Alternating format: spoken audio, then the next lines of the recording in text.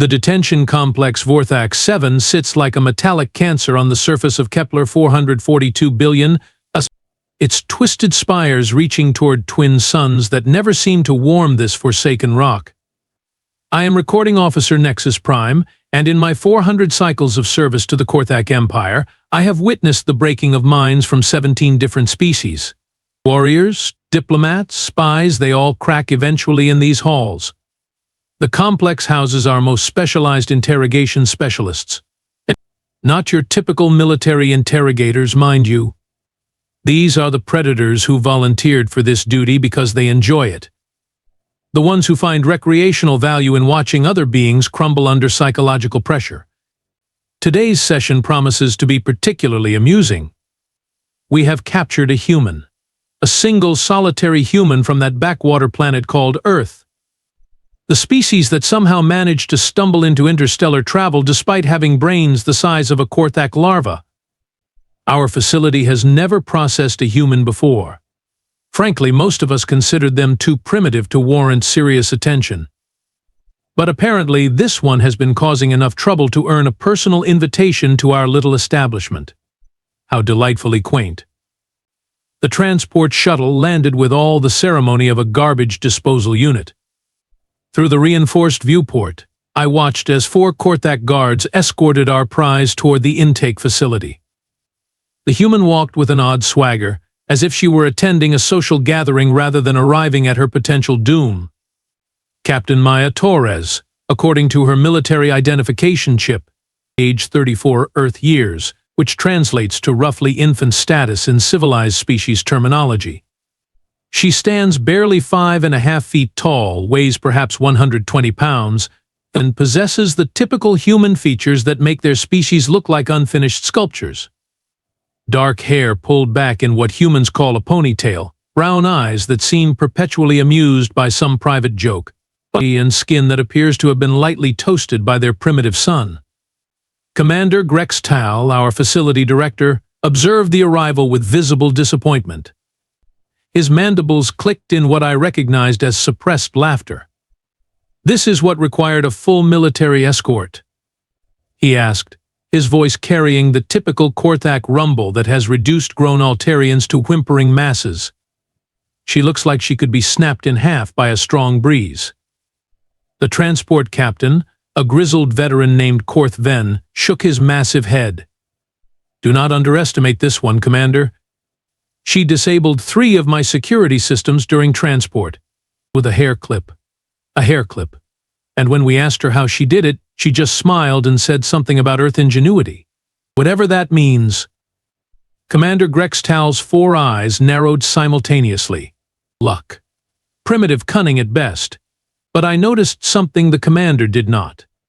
When the human passed beneath our observation window, she looked up, not at the window at me, and she winked, actually winked, as if she could see through reinforced quantum glass and knew exactly where I was standing. The interrogation chamber, designated as Nightmare Suite Alpha, represents the pinnacle of psychological warfare architecture. The walls shift color based on the occupant's stress levels, the temperature fluctuates to maintain optimal discomfort, and the seating arrangement ensures that the subject feels surrounded, outnumbered, and thoroughly intimidated. Today's panel consists of our most effective specialists. Talon Rix the Threnxi sits to my left, his razor-sharp claws casually carving patterns in the metal table. His species evolved from apex predators who hunted in packs, and his mere presence typically reduces subjects to primal fear responses. Beside him, Mind Seer Velterra the Psilon maintains her characteristic stillness, those oversized eyes focused on the empty chair where our human will soon sit. Her telepathic abilities have broken more minds than any physical torture device. Across the table, Poisoner Zethmar the Venari occasionally releases small puffs of toxic breath, just enough to remind everyone present that he could end any life in this room within seconds. His species considers assassination an art form. And finally, Shapewalker Flux the Morphic shifts between various threatening forms, currently settling on something that resembles a human nightmare given physical substance. Commander Grex Tal takes his position at the head of the table, his massive frame casting shadows that seem to swallow light itself. Today we break a human, he announces with the confidence of someone who has never met actual opposition. This primitive species thinks they can challenge the Korthak Empire. We will show them exactly how wrong they are. The door hisses open. Captain Maya Torres enters the room, looks around at the assembled collection of the galaxy's most feared predators, and does something absolutely unprecedented. She smiles wider. Talon Rix strikes first, naturally, and the Threnxi warrior stands with fluid grace, his claws extending to their full 12-inch length. The sound they make scraping against the metal table has historically caused immediate bladder evacuation in lesser species. He leans across the table, bringing his scarred face within inches of the human's little soft skin. He growls, his voice carrying the promise of violence that has terrorized 3 star systems. I have torn apart beings twice your size with these claws. I have hunted creatures that would make your nightmares seem pleasant. What makes you think you can survive what I have planned for you? Maya Torres examines her fingernails with the casual interest of someone waiting for public transportation. Nice manicure, she says, not looking up. Do you do your own cuticles, or is there a special Threnxi salon for that kind of thing? The silence that follows could be measured in geological time periods. Mind Seer Veltara decides to demonstrate why telepathic interrogation remains the gold standard of information extraction. Her enormous eyes begin to glow with that characteristic Cylon mind probe luminescence. She reaches out with her consciousness, preparing to sift through the human's thoughts like data files. Instead, she jerks backward as if struck by lightning. What is this? She gasps, her perfect composure cracking like defective armor plating. Your mind, it is chaotic. Nonsensical. There are images of small furry creatures, mathematical equations, something called cat videos, and songs. So many songs. They make no logical sense. Maya nods sympathetically. Yeah, that's pretty typical Tuesday brain activity for us. Want to hear my current earworm? It's been stuck in my head for 3 days now. She begins humming something that sounds like audio torture. Poisoner Zethmar releases a concentrated cloud of his deadliest neurotoxin, enough to drop a Korthak warrior in 30 seconds. The gas envelops the human, who takes a deep breath and sighs contentedly. Oh, that's nice, she says, inhaling again. Reminds me of my grandmother's garden. She grew the most beautiful flowers. Highly toxic ones, of course. Granny always said the pretty ones were usually the most dangerous. She pauses, studying Zethmar's increasingly confused expression. You know, your toxin has a pleasant lavender undertone. Very sophisticated biochemistry.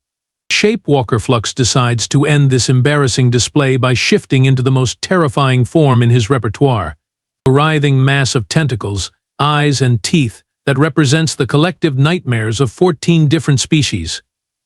The transformation usually causes immediate psychological breakdown. Maya claps her hands together like a delighted child. Oh, that's fantastic. You look exactly like my Aunt Gertrude after her 3rd martini at family reunions. She was terrifying too, but in a more wine and cheese way. What happens next defies every principle of interrogation psychology ever developed. The human starts interrogating us. So, Maya says, settling back in her chair like she owns the place, I have to ask. How did you guys end up in this line of work? I mean, Talon Rix, your species evolved as pack hunters, right? But here you are, working solo intimidation. That must feel kind of lonely. Talon Rix's claws retract slightly.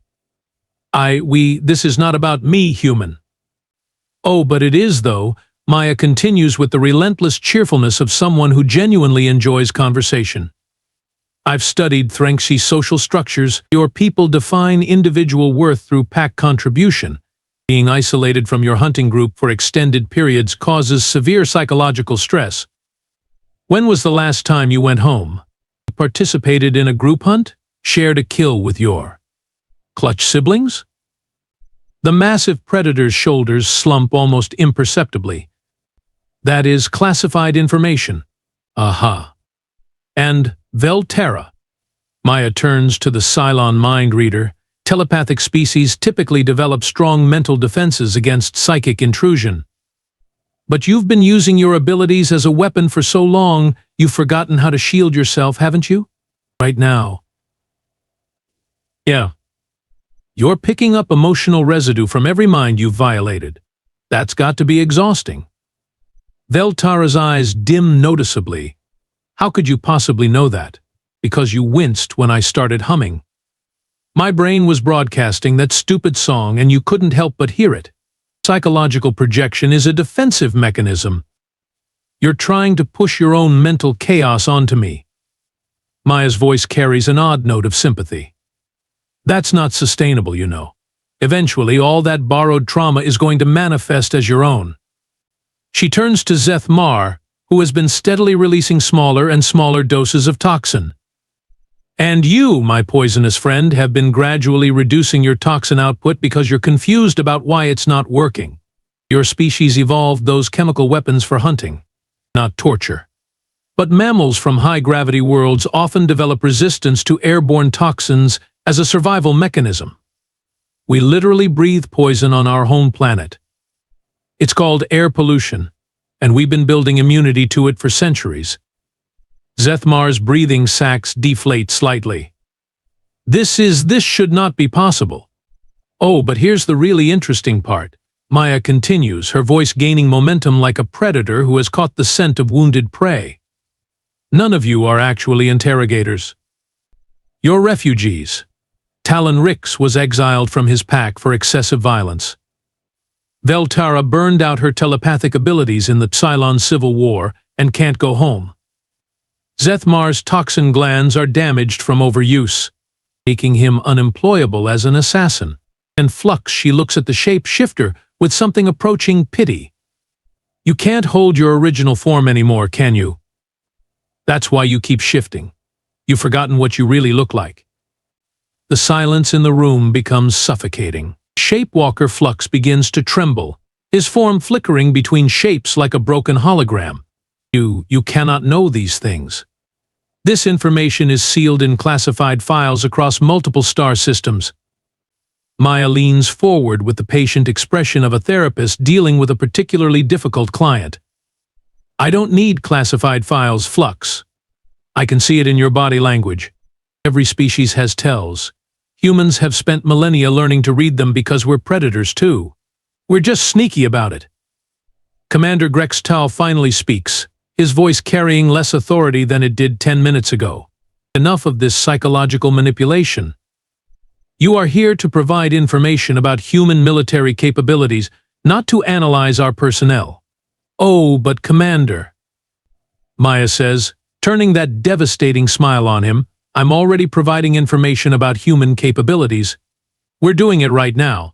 This is what humans do. We study, we adapt, we find weaknesses, and we exploit them. Not with claws or toxins or mind reading, but with something much more dangerous. Which is? Grex Tal asks, though he sounds like he already regrets the question. I care. The statement hangs in the air like a toxic cloud. You see, Maya continues, every single one of you is broken, damaged, exiled from your own species for various reasons. The Korthak Empire didn't choose you because you were the best interrogators. They chose you because you were expendable, useful, but ultimately disposable. Talon Rix's claws extend again, but this time they're shaking. You lie. Do I? When was the last time any of you received a promotion? A commendation? A personal communication from your home worlds? Maya's voice becomes gentler, more concerned. You're all stuck here, in this miserable facility, on this miserable planet, doing a job that nobody else wants, for people who don't respect you. Mind Seer Veltara's telepathic glow flickers erratically. Stop talking. The worst part is, you're all incredibly good at what you originally trained for. Talon Rix, you were probably an exceptional hunter before politics ruined your career. Terra. Your telepathic abilities were likely used for healing and communication before the war destroyed your confidence. Zethmar, your species' biochemical knowledge could revolutionize medicine instead of ending lives. And Flux. Your shape-shifting abilities are probably artistic masterpieces when you're not forced to become monsters. Poisoner Zethmar releases a small puff of toxin that smells suspiciously like sadness. Why are you doing this? Because Maya says, standing up from her chair, humans have a really annoying habit of seeing potential in broken things. We fix stuff. It's what we do. We take damaged, discarded things and make them useful again. Sometimes we even make them beautiful. She walks around the table, and remarkably, none of the galaxy's most feared predators move to stop her. You want to know what human military capabilities look like? This is it. We don't just fight wars. We win hearts and minds. We turn enemies into allies. We find the cracks in your armor and instead of exploiting them for destruction, we heal them. Commander Grextal's 4 eyes are blinking in sequence, a sign of severe cognitive dissonance in his species. This is not how interrogations work. No, Maya agrees, now standing directly behind Talon Rix, who hasn't moved a muscle. This is how humans work. We're not just another species stumbling around the galaxy trying to survive. We're the species that domesticated wolves, turned them into chihuahuas, and somehow convinced ourselves that was a good idea. She pauses, letting that sink in. We're absolutely insane. And we're very, very good at making friends. Maya Torres walks to the head of the table and takes Commander Grextal's seat. Not aggressively, not threateningly, but with the casual confidence of someone who has been invited to take charge. Remarkably, the massive Korthak commander simply moves aside. So here's what's going to happen, she says, settling into the chair like she's been running meetings in this room for years. I'm going to tell you exactly what you want to know about human military capabilities, and then you're going to let me walk out of here. Not because you're afraid of me, but because you're going to want to. Talon Rix finds his voice first. You are one human. One small, soft human. Exactly. Maya snaps her fingers with genuine enthusiasm. One human walked into a room full of the galaxy's most feared predators and turned them into a therapy session. Imagine what 100 humans could do, or 1,000, or the 1 billion humans currently serving in our military. She stands up and begins pacing around the room, her hands moving expressively as she speaks. You've been thinking about this all wrong. You see humans as inferior because we don't have natural weapons. No claws, no toxins, no telepathy, no shape-shifting. But that's exactly what makes us dangerous. We had to become smart to survive. Not just intelligent smart, clever, devious. We had to learn every possible way to kill things that were bigger, stronger, and better armed than us. We became the galaxy's most efficient persistence hunters because we couldn't catch our food any other way. Veltara's telepathic abilities flicker weakly. Your mind, it is still broadcasting chaos, but now it feels strategic. That's because it is, Maya grins. Human brains are basically biological chaos generators. We can hold 17 different thoughts simultaneously, most of them contradictory. We can plan for multiple scenarios while composing poetry and remembering song lyrics. We can feel genuine compassion for our enemies while calculating the most efficient way to defeat them. She stops pacing and looks directly at each alien in turn. You want to know what real human military doctrine looks like? It's not about superior firepower or advanced technology. It's about making the enemy not want to fight us anymore. Commander Grextal's mandibles click nervously. And how exactly do you do that? By showing them that we're not enemies. We're potential friends who happen to be really, really good at violence when necessary. Maya's smile becomes almost predatory. We make allies out of everyone, even the people who are trying to kill us.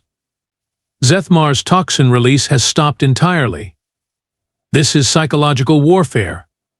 No, Maya corrects gently, this is just Tuesday for us. We do this to each other all the time. It's called human resources management and conflict resolution and marriage counseling. We've been practicing these techniques on ourselves for thousands of years. She returns to her original seat, but somehow she still seems to be the one in charge of the room. So, Who wants to hear about our actual military capabilities?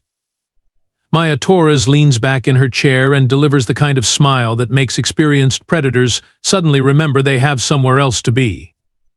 "Oh, I should probably mention," she says with the casual tone of someone commenting on the weather, "I plan my own capture." The room temperature seems to drop several degrees. "You see, we've been monitoring your facility for about 6 months now. Turns out, when you recruit the galaxy's most damaged predators to work in one location, it creates a rather unique psychological profile. My mission was to infiltrate this facility, gather intelligence on Korthak interrogation techniques, and assess the mental stability of key personnel." Commander Grextau's 4 eyes blink in rapid succession. That is impossible. Is it, though? Maya pulls a small device from her sleeve and places it on the table. This little gadget has been recording everything. Audio, video, psychological stress analysis of everyone in the room. My ship's computer has been running behavioral prediction algorithms on all of you for the past 37 minutes. Talon Rix's claws extend fully. You used us." "No, I helped you," Maya corrects with genuine warmth. "I gave you the first honest conversation you've probably had in years. I showed you that you're not monsters, you're people who have been placed in a monstrous situation. There's a difference." She stands up and begins walking toward the door. "The recording of this session will be transmitted to Human Command in approximately 3 minutes. But here's the thing, I'm also sending copies to your respective homeworlds. Talon Rix, your pack elders are going to see that you're not the violent exile they think you are. Veltara. The Cylon Medical Council is going to realize that you're suffering from treatable telepathic burnout, not permanent damage." Poisoner Zethmar speaks quietly. "Why would you do this?" Maya pauses at the door, her hand on the control panel. "Because humans don't just make allies out of enemies. We make families out of strangers. And despite everything, despite this whole setup, despite the fact that you were planning to torture information out of me, I kind of like you guys." She adjusts her sleeves, smoothing down the fabric with the satisfied gesture of someone who has just completed a successful business meeting. "Oh, and one more thing. The transport that brought me here? It's been broadcasting a homing signal this entire time. My backup should be arriving in about now." The facility's alarm systems begin to wail. The wailing alarms create a symphony of confusion that perfectly matches the expressions on every alien face in the room. Commander Grextau's mandibles click frantically as he tries to process information that simply refuses to make sense according to any known military protocol. This cannot be happening," he mutters, his 4 eyes darting between Maya and the blinking emergency lights. "You were captured. Our intelligence confirmed it. 3 separate sources verified your ship's destruction." Maya chuckles, the sound somehow more terrifying than any roar or battle cry these predators have ever heard. "Oh, my ship was destroyed. Completely obliterated, actually. A very dramatic explosion. I made sure to get good footage for the mission report." Talon Rix's hunting instincts finally kick in, but instead of aggression, they're screaming at him to run. His entire body language shifts from predator to prey as he backs away from the small human female. You destroyed your own ship?" Standard human military protocol for deep infiltration missions, Maya explains patiently, as if she's teaching a particularly slow child. "We call it commitment to the bit. Can't have a proper undercover operation if there's evidence of deception floating around space." Mind seer Veltara's telepathic abilities flicker desperately as she tries to read the situation. But Maya's mind remains an impenetrable storm of contradictory thoughts and what appears to be an ongoing mental playlist of something called disco music. Your thoughts, they make no sense. You are genuinely happy about being captured. You are proud of destroying your own ship. You are excited about the danger. "Yeah, that's pretty typical for humans," Maya agrees cheerfully. "We're kind of broken that way. We do things like climb mountains because they're there, jump out of perfectly good aircraft for fun, and volunteer for suicide missions because someone needs to do it." Poisoner Zethmar releases a small cloud of what can only be described as existential dread pheromones. What kind of species does this? What kind of creature plans its own capture? Shape Walker flux cycles through 7 different forms in rapid succession, his shape-shifting abilities apparently stuck in panic mode. The kind that treats warfare like a game, he whispers. The kind that finds entertainment in impossible situations. The kind that wins, Maya finishes for him, her smile never wavering. The door to Nightmare Suite Alpha hisses open with perfect timing, as if the universe itself has decided to provide Maya Torres with the most dramatic exit possible. She walks toward the doorway with the unhurried pace of someone leaving a pleasant dinner party. "Well, this has been absolutely delightful," she says, pausing to adjust her sleeves with the careful attention of someone who takes pride in their appearance. "I haven't had this much fun since my last performance review." The sleeve adjustment is performed with methodical precision. Left sleeve first, smoothing the fabric down from shoulder to wrist, then the right sleeve, with equal attention to detail. She brushes an imaginary speck of dust from her uniform jacket and checks that her rank insignia are properly aligned.